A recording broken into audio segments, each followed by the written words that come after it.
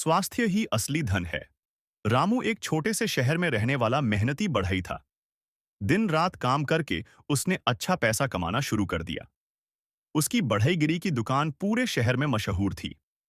वह हर समय नए ऑर्डर लेने में लगा रहता और अपने काम में इतना व्यस्त हो गया कि उसने अपने खाने पीने और आराम पर ध्यान देना बंद कर दिया। रामू का मानना था कि ज्यादा पैसा कमाने से ही वह सुखी रह सकता है। इसलिए वह सुबह जल्दी उठकर देर रात तक बिना रुके काम करता रहता। न तो वह सही समय पर भोजन करता, न ही व्यायाम करता और न ही पर्याप्त नींद लेता।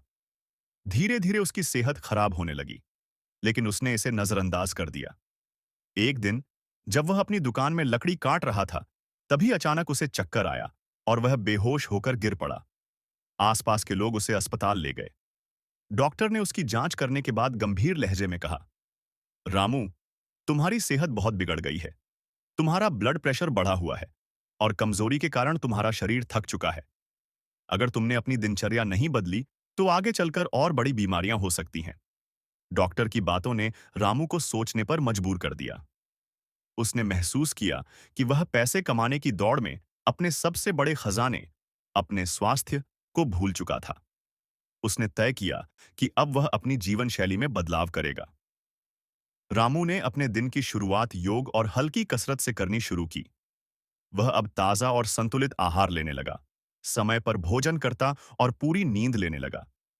धीरे धीरे उसकी सेहत में सुधार हुआ और वह पहले से ज्यादा चुस्त दुरुस्त महसूस करने लगा।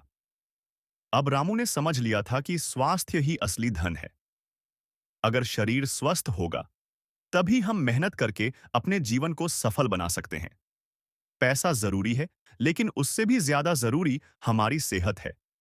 यह कहानी हमें सिखाती है कि हमें अपनी व्यस्तता के बावजूद अपने स्वास्थ्य का ध्यान रखना चाहिए। अच्छा भोजन, व्यायाम और पर्याप्त आराम ही हमें एक सुखी और सफल जीवन दे सकते हैं।